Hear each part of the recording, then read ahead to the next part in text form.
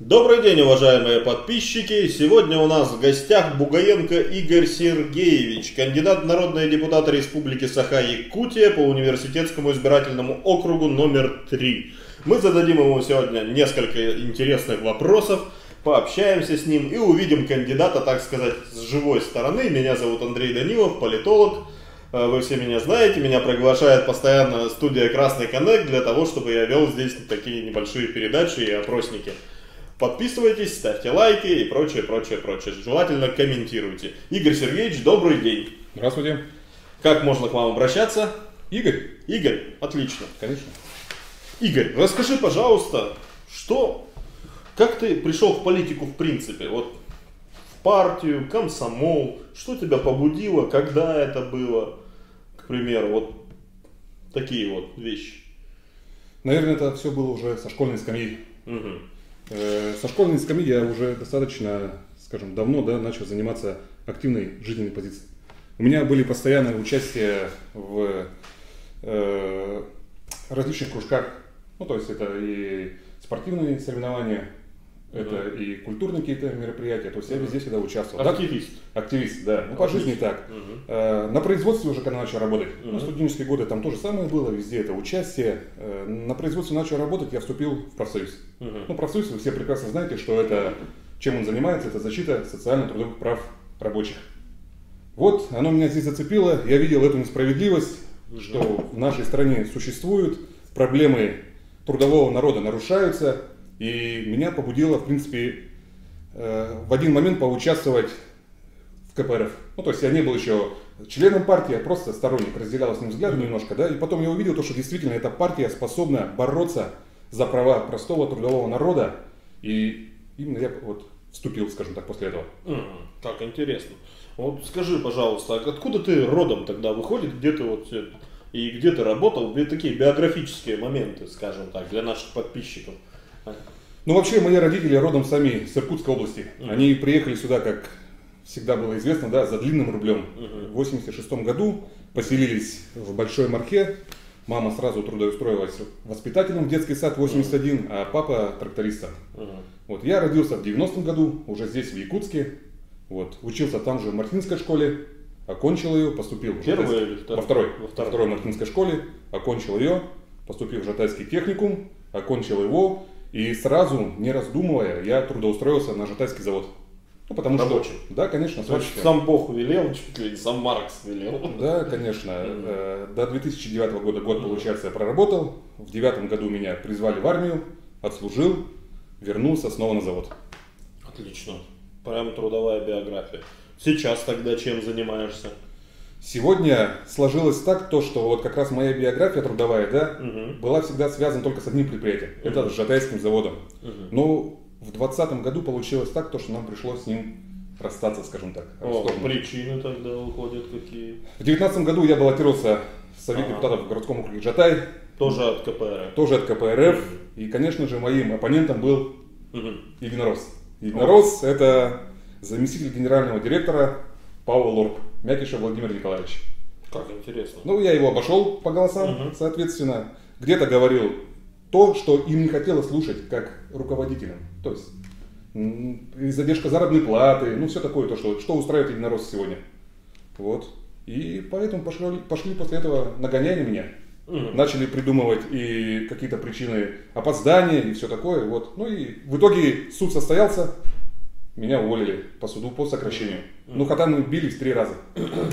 То есть просто так не смогли? Конечно, конечно нет, тем более... По натуре ты боец. Можно сказать, что так. Да, то есть все, ты защищал и свои права, и вот говоришь профсоюзная деятельность. Там ты, наверное, защищал права своих товарищей или как? Ну, конечно, коллег по цеху, конечно. Различные вопросы обсуждали. Я же был председателем молодежного совета профсоюза работников водного транспорта. Вот. Так интересно. Это прям очень хорошая биография. Я думаю, как раз в эту ступень, да, вот такие вот. О, ладно. А в семейном плане что у тебя? Женат, ребенок там... Все вот это вот. В студенческие годы, когда я учился в Жатае, познакомился с девушкой. Ну как, роман завязался, само собой. Ну, это естественно. В общем, вот, начали жить вместе. Ну, как, правда, не женились. Жили гражданским браком, прожили 9 лет, разошлись. Ну, сейчас дочку воспитываю 12 лет. Взрослая. Да, уже, конечно, достаточно взрослая. Как интересно. На самом деле это вот положительный пункт в биографии. Дети. Так. Сегодня, скажем так, для чего ты идешь туда? Какие ты цели хочешь там продвинуть, опять же? Понятно, что ты сейчас скажешь стандартное для всех кандидатов. Я иду, чтобы там повысить какие-то доходы, чтобы против всего плохого, за все хорошее. Ну, нет, скажем, того цепляющего момента. Что ты конкретно хочешь? Чем зацепить избирателя, народ наш? Я вот как раз думаю, да, вот то, что вы сейчас сказали, это на самом деле актуальные темы и в сегодняшнее время. Ведь у нас же минимальный размер оплаты труда сколько? 12 730 рублей, да, там. Но это же, а коммунисты предлагают совсем другое. То есть 25 тысяч минимальный размер должен быть оплаты труда. Прекрасно. Ну, да, сегодня же это не предпринимается на уровне Госдумы и так далее. Это первое. Второе, для усиления позиций КПРФ. Если у нас в парламенте сегодня республиканском 10 мандатов, да, депутатов, то я буду 11-м. Разве это плохо, когда мы будем принимать свою инициативу и голосовать за? То есть мы должны сказать нашим подписчикам о чем? О том, что если они выбирают коммунистов, то мы можем продавить законы, правильно? Конечно. Лоббировать интересы уже простых граждан. Трудящихся. Конечно, на них нацелены в первую очередь мы. Как вот. Интересно, на самом деле, вот такая хорошая позиция. Никаких своих там корыстных целей я, конечно же, не преследую. То есть никакой коррупции? Конечно, конечно нет. А что вот, какой законопроект, ты можешь, вот 100 дней есть такая традиция у каких-либо политиков, 100 дней я, говорит, выполню или что-то из своей программы, или постараюсь выполнить, там, законопроект какой-нибудь внесу, сделаю, буду голосовать что-то там, как-то. Здесь, наверное, нужно, скорее всего, опираться на проблемы округа и на просьбы жителей, что они реально хотят. Но нужно понимать, да, что сегодня выборы в сентябре, то есть будут. Это будет до выборы. Мне, как будущему депутату, на меня будет накладываться двойная ответственность за то, что я стал депутатом. Почему? Потому что всего 2 года мне дано будет, да, чтобы что-то хоть воплотить в жизнь. Вот. Показать результат. Конечно, а вы представляете, такой большой округ за 2 года. Да, это серьезная на самом деле заявка. И, скорее всего, у тебя там еще серьезные довольно-таки оппоненты. Ну, конечно, как всегда. Тоже единорос. Ну, естественно. Понятно. Ну мы со счетов и не скидываем и остальных. То есть это, естественно, там будет и Адам Ресурс, и все это прочее. Но это мое политологическое сугубо мнение, скажем так, о давлении с тех или иных сторон. Ну, главное, Игорь, ты идешь у нас, выходит пробивной парень, и идешь с открытым духом, с открытым сердцем и готов всегда со своими избирателями общаться. Конечно. Вот, к примеру, вот я вижу, в социальных сетях ты много встреч проводишь. Общаешься вживую с людьми. Конечно, а как же без этого? Только вот личные контакты, личные встречи. Сегодня социальная сеть это, ну, само собой, да, но дистанционно мы все равно не можем наладить контакт. Это как образование. Если мы переходим на дистант, то это неправильно. Вот. Но у нас живая встреча, она очень многое дает. Глаз вот на глаз, так сказать. К примеру, какие наказы, какие проблемы вот волнуют наших людей в городе Якутске, в твоем округе? С какими вопросами к тебе, Игорь, уже подходили? Ну, действительно, достаточно очень много проблем. Будем говорить, что округ сам большой по себе. Только избирателей 23 тысячи человек. И он достаточно контрастный. Если у нас в центре города, вот здесь, скажем, на Октябрьской улице, да, на Петровского, многоэтажки стоят, ну, КПДшки еще, да, то уже ближе туда к окраинам, Сайсар, елочка, там деревянный аварийный жилой фонд. Я думаю, что вот это самая главная проблема нашего округа. Болевая точка. Конечно. Ну и у нас еще студенты. Будем не забывать то, что здесь студенческий городок расположен в этом округе. Это проблемы молодежи, это их дальнейшее трудоустройство, их обучение. Ну, вот все вот эти нюансы. Касательно вот молодежи, опять же, ты сам человек молодой, тебе 29 выходит, да? В октябре мне будет 31 год. Сейчас в 30. Октябре 30. Точно. Простите, моя математика хромает. Вот. То есть тебе в октябре будет 30 уже. 31. 31. Сейчас 30 ровно. Все. 90-й год. 90-й год. Понятно. Вот. Смотри. Чем ты можешь привлечь, вот опять же, молодежь? Вот сейчас молодежь увлекается активно комиксами, фильмами, аниме, тиктоком и ну не знаю, чем еще, разными видами спорта, играми вот эти вот настольными, опять же. Вот ты чем занимаешься в свободное время? Какое у тебя хобби? С 11 лет я вообще увлекался спортом. То есть спорт это мой был образ жизни. Я обязательно, да, футбол. Кстати, я занимался у Ивочкина Василия Викторовича в Пульсе в Мархе. А кто знает, сейчас есть выходец. Это первый игрок из Якутии. Сейчас играет в РПЛ. Это как раз наш товарищ с Мархи, вот Соколов Артем. Вот. Футбол это была часть моей жизни, но, к сожалению, в 2001 году я получил травму серьезную достаточно. Вот. И спустя 10 лет мне пришлось со спортом завязать. Но сегодня я не теряю оптимизма, скажем так, потихонечку, несмотря на то, что где-то там не поправился, да, но тем не менее, ходьба, бег, вот такое, конечно, без То этого. есть спортом занимаешься? Ну, конечно, пусть он не активный, скажем такой, да, но ракетку в настольный теннис с мячиком, да, можно, конечно, поиграть. Вот.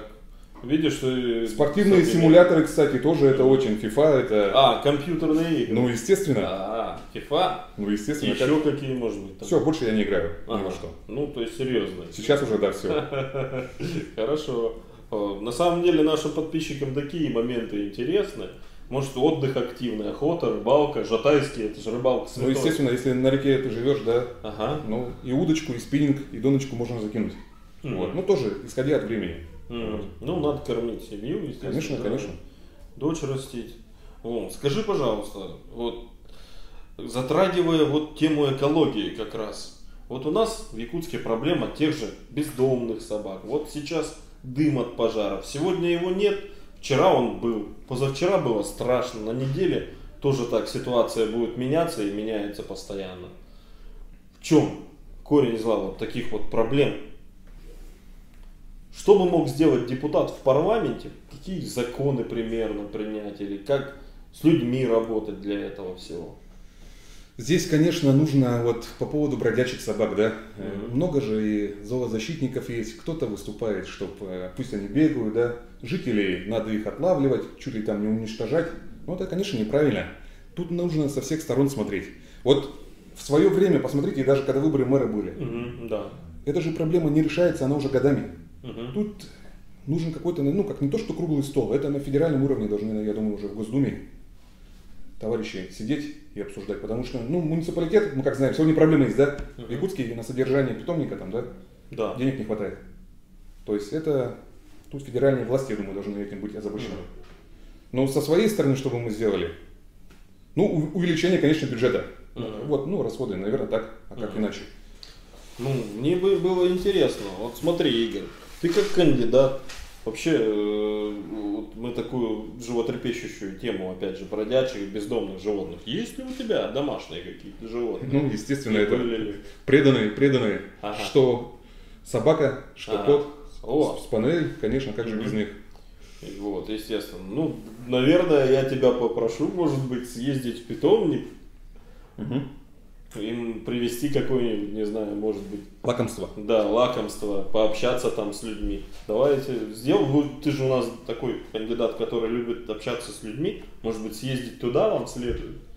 Ну, почему нет? Можно, конечно. Это же нужно, конечно. И тем более, учитывая то, что деревянный жилой фонд, находящийся в Сайсарах, там ведь много бездомных собак. Насколько я знаю, округ-то большой, тем более. И, конечно, эти все моменты, да, в случае моего избрания, да, конечно же, мы будем отрабатывать с управами. С Октябрьским округом, Сайсарская, да, управа, автодорожная управа, конечно. Это без внимания этот вопрос тоже не останется. Очень хорошо в этом плане. Ну и, естественно, хочется спросить такие моменты, как чем ты недоволен со стороны власти российской? В общем, вот сейчас выборы в Госдуму. Какие такие вопиющие моменты со стороны законодательного органа ты можешь вот навскидку перечислить? Которые были приняты антинародные реформы? Да, естественно. Ну, конечно, это пенсионная реформа.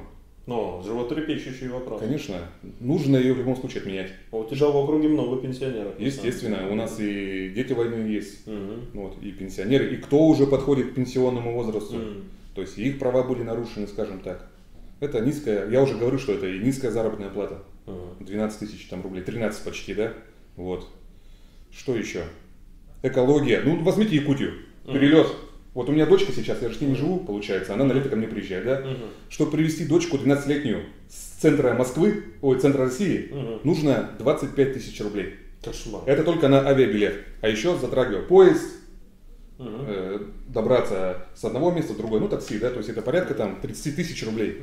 Это, ну на самом деле проблем очень много. Свобода слова, ее нет. Вы сами прекрасно понимаете. Только вышел с плакатом, тебя там закрутили сразу, да, повязали, в милицейский бобик посадили в полицейский и увезли. Кошмар. 15 суток дали. Ни за что. Ни за что. На самом деле это очень такая тематика, знаешь ли, серьезная. И слушая тебя, я бы сказал, рад, что такие люди идут в депутаты сегодня. Сейчас я, наверное, еще не все скажу, что я думаю просто, да, на ум, что приходит, я говорю, и безработица тоже же в том числе есть. И молодые специалисты, они сегодня никому не нужны. Это мы уже прошли на собственном опыте, скажем так. Вот. Кстати, да, вот действительно очень сложно молодым людям найти. Вот все эти договора, которые университеты подписывают, это же вот по факту фикция. Вот опять же. Пользуясь случаем, можно я скажу, да? Конечно. Вот к нам обращался выпускник Житайского техникума с просьбой помочь его трудоустроить на Житайский завод. То есть, представляете себе, да, молодой парень с образованием сварщика 3-го разряда пытается устроиться на судоремонтный завод. Приходит в отдел кадров, а ему отдел кадров говорит, так у тебя опыта нет, как мы тебя возьмем? Это разве не абсурд? Да, где он заработает? Конечно, как он может заработать опыт, не работая вообще? Вот это я не понимаю, конечно, их позицию. Вот это мне непонятно. Ну, он, конечно, после этого я сходил, мы с ним поговорили, но в итоге они его еще пока не взяли на работу, скажем так. Ну, это абсурд, действительно. Тем более все гарантии, которые положены молодому специалисту, которые закреплены в коллективном договоре, да, они не работают. То есть у нас законы тоже как пишутся. Вот они на бумаге есть, а на деле-то они совсем не работают. Не исполняются. Конечно, конечно. Также и вот и при трудоустройстве молодых специалистов. И эти вопросы как раз таки мы будем и отрабатывать со студентами Северо-Восточного федерального университета. Они должны понимать, что действительно уверены в завтрашнем дне, что завтра у них будет рабочее место. Ну давай подумаем насчет этого всего. И мы запишем, наверное, не одну передачу с тобой, может быть, цикл чаяния избирателей, может, кого-то и пригласим из твоих, скажем так, народа, который живет в твоем округе. Может быть, кто-то будет смелый и выступит в открытую, спросит какие-то вопросы. Ну вот, у тебя будет где-то, наверное, 9 оппонентов, да? Или 6? 4. Вас 4. 5. 5. Оппонентов 4, я 5. Ага, вас 5. А кто это? Ну давайте. По партиям, ну, естественно. Единая Россия, это ректор СВФУ. Тут у меня, конечно, вопросы. Да, вот опять, если здравомыслящий избиратель должен понимать, для чего идет вот этот кандидат. Вот. Ради своих каких-то личных целей, ради мандата, конечно, статуса депутата. А другие партии кто? Так, у нас есть и представители «Справедливой России», это Устунсу, есть такое общественное движение, знаете, да? Это Дюлустан Тускул Олла. Вот, я тоже уже с ним познакомился очно. Но он хотя об этом не знает. Я посмотрел, там, прозондировал его социальные сети, поддержку и все такое. Это ЛДПР, как же без них. Это Семен Макаров. Ну и гражданская платформа. Юрченко Сергей. Юрченко Сергей. Сергей, по-моему, звать, да? Да, Юрченко. И вот 5-й у нас ты, ПРФ. То есть, в принципе, все партийные у нас выходят, да? И кандидаты, и конкуренты, понятно.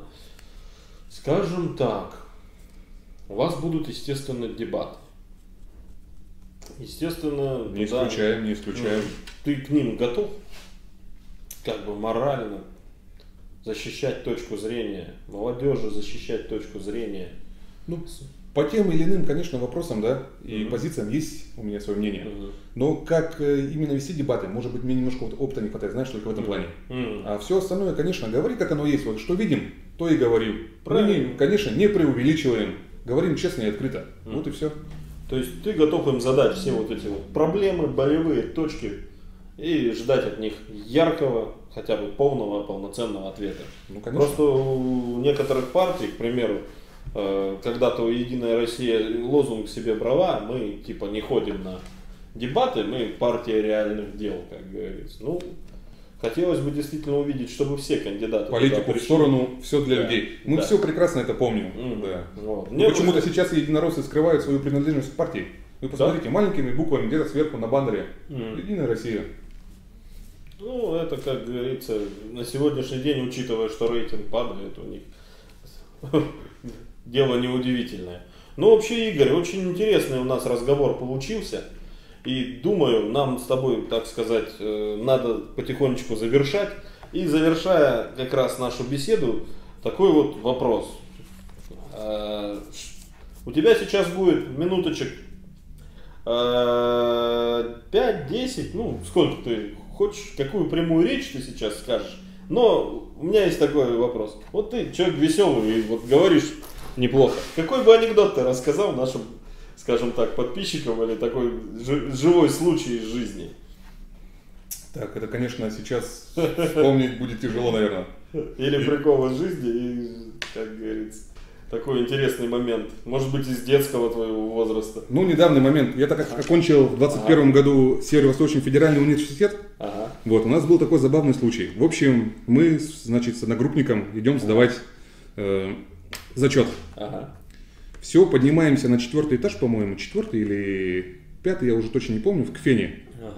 По экологии как раз вопросы были, да? На лифте. Раз, и лифт застревает. Мы с ним вдвоем, и с нами женщина рядом. Ну и все, мы разговорились, скажем, туда-сюда, кто такие, представились. Она спрашивает, вы куда? Мы экологию сдавать. Она говорит, так это же я вот преподаватель. У нас одна была сначала, да, замечала, а потом другая. И вот это, ну, действительно, здесь было очень интересно. Там было просто реально смешно такая ситуация, конечно. Ну и все, сдавали вот так вот. Очень интересный случай из жизни и очень даже такой, конечно, животрепещущий для наших. Кто бы так мог представить, что так будет, конечно. И для твоих потенциальных избирателей из СВФУ. Ну, наверное, что ты хочешь, прямая речь? На дебатах тоже такое будет? Готовься? Нет, ну конечно, я просто вкратце скажу, что, уважаемые товарищи, дорогие друзья, якутяне, жители города Якутска, университетского округа, действительно нам нужно 19 сентября, именно 19 сентября, не 17, не 18, а 19 сентября прийти на избирательные участки и проголосовать. В этот день нужно отложить все свои дела, и судьба все-таки решается наша с вами. Как мы проведем там последующие 6 лет в стране, какой курс политический, экономический нас ждет. Поэтому от каждого очень важен каждый голос. Это нужно знать. Вот поэтому я всех приглашаю на избирательные участки, свою дальнейшую программу и встречи свои вообще, да, я все буду афишировать на своей социальной страничке в Instagram Игорь Бугаенко, поэтому я тоже прошу вас подписаться, буду отвечать на все ваши вопросы. Вот. Ну и будем дальше работать. Надеюсь, все у нас получится, и мы обязательно одержим победу. Надеюсь на вас, товарищи. Ну, я тоже скажу, завершая, так сказать, традиционно нашу беседу. Спасибо, Игорь, огромное. Вам спасибо, что пригласили. Очень интересно, очень познавательно с точки зрения живого общения. И хочется подытожить, уважаемые избиратели, вам надо действительно определяться, на выборах участвовать 100%. Это мое личное мнение и мнение многих моих коллег по цеху, так сказать. И в целом, думаю, такой кандидат, как Игорь Бугаенко, достоин, чтобы избраться депутатом. Он молод, энергичен, мы его знаем, имеет опыт работы, и не только, так сказать, белый воротничок, но и человека труда, человек народа, так сказать, сварщик. И хочу сказать в свою очередь, что подписывайтесь на наш канал, оставляйте лайки, дизлайки, комментарии. Игорь нам пришлет ссылки, мы разместим их внизу на его социальные сети, чтобы вы могли зайти туда, также познакомиться с ним, поговорить, задать напрямую вопрос, пообщаться или назначить встречу. А на сегодня все.